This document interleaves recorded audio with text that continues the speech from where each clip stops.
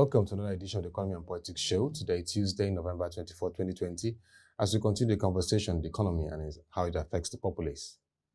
Today, we always look at the oil and gas sector, and this morning, we'll be looking at Nigeria and the quest for the regulation of the petroleum sector. Let's take a view at the key things that we'll be discussing. First, oil sector recession in third quarter 2020, the commissioning of the Walter Smith Refinery, the first phase in Imo State, federal government and Nigerian Labour Congress deadlock on the fuel price hike, and the Nigerian Liquefied Natural Gas Train 7 is pitched to generate 52,000 jobs, and of course will bring you the benefits of the regulation in the oil and gas sector. Let's begin with the National Bureau of Statistics report for Nigeria's economy third quarter 2020, which showed that the country hit a recession again in 4 years, minus 3.62%. Looking at the oil and gas sector was hit in this recession.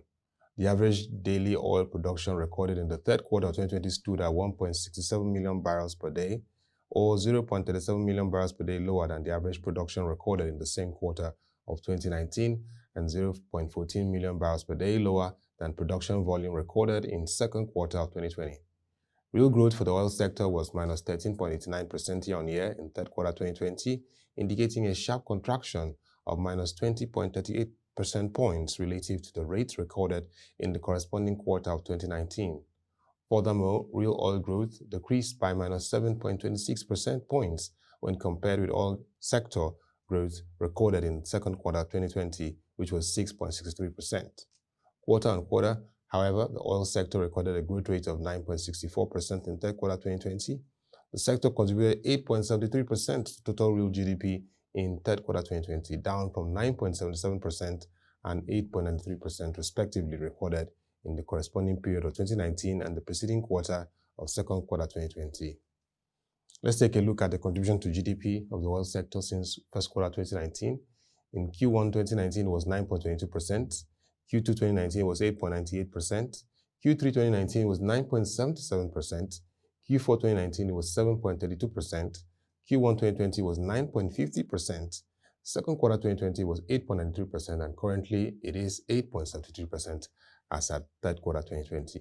Today is a significant day in the oil and gas industry as the Walter Smith Refinery 5,000 barrels per day first phase will be opened virtually in Imo State. This project is in partnership with the National Content Development Management Board. This is in line with developing local content in the Nigerian oil and gas industry and another major landmark in developing the sector. The first phase is 5,000 barrels per day, while the second phase, when completed, will be 45,000 barrels per day. Over the weekend, the meeting between the federal government and the organized labor on the hikes in fuel pump price and electric tariffs ended in disarray as labor leaders walked out of the parley in anger barely 10 minutes after it commenced. As soon as the meeting started at 8:18 p.m. on Sunday, 22nd of November 2020 at the Presidential Villa in Abuja, the Trade Union Congress President, Mr. Quadri Olaleye, raised the issue of the latest hike in fuel pump price from 160 naira to 170 naira. The Labour expressed disappointment at the manner in which the federal government treated its negotiations with the unions. It frowned at the decision by the government to further increase fuel price while discussion was still not concluded on the effects of the earlier hike in prices. Addressing the meeting, Olaleye described government's action as a slap on the face of labor and an attempt to blackmail them in the minds of the public as compromised unions. Representatives of the Nigerian Labour Congress also spoke in similar tone, accusing the federal government of reneging on the understanding of the Labour team. Olaleye said that nothing has been done in terms of implementing the promises made to Labour during the previous talks held over a month ago. The Labour staged that walkout when the Deputy President of the NLC, Mr. Joe Ajero, insisted that the issue of the recent increase in fuel price should be put first on the agenda for discussion, but the government side said that it would rather have other issues deliberated on before delving into the fuel price increase. At this stage, the arguments were heated on both sides, leading to a walkout by the Labour team. That's the latest development we have on that discussion. Hope there will be a resolution. Still in the industry, the newly signed Train 7 project of the Nigeria Liquefied Natural Gas Limited will generate 52,000 jobs. That's important at the time Nigeria is facing recession and high unemployment. Its Managing Director and Chief Executive, Mr. Tony Atta, said this in a recent event. He said 12,000 of the jobs will come through direct employment, 40,000 persons will get indirect jobs from the projects.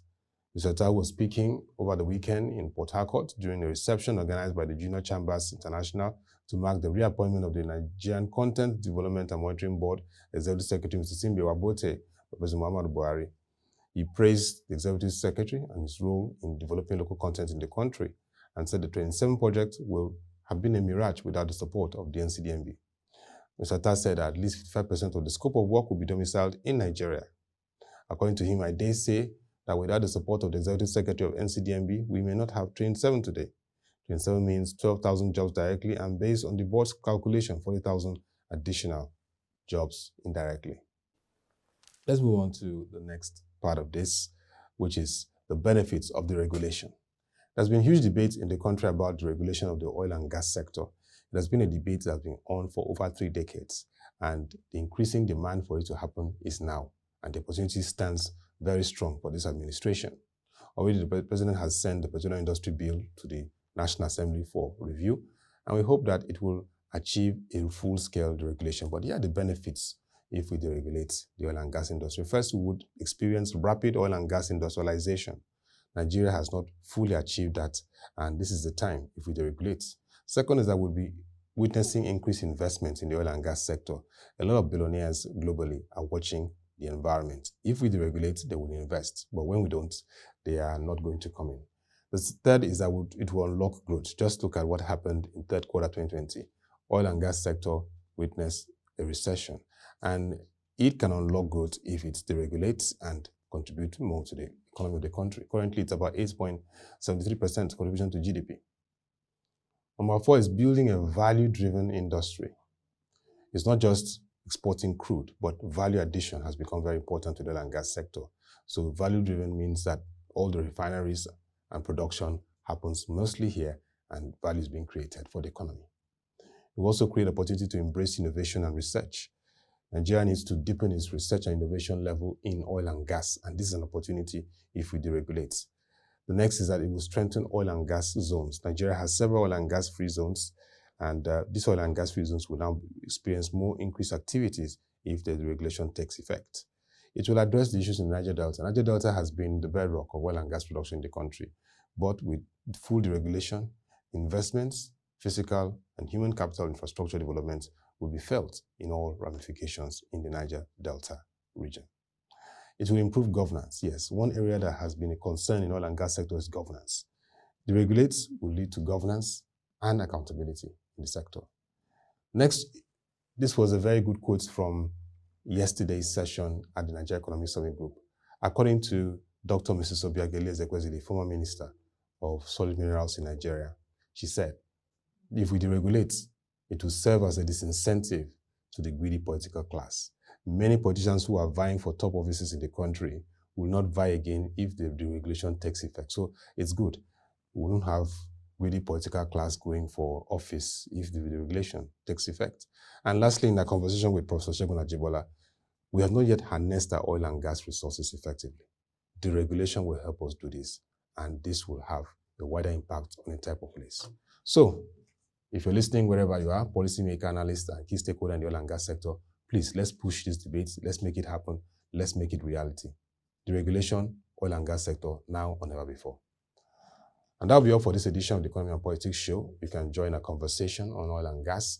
Send your comments and views to news@prochng.com. Also, on our website, www.prochng.com, go to the right side of the bar, scroll, you will see oil and gas. We give you all the reports and analysis on the oil and gas sector as they come.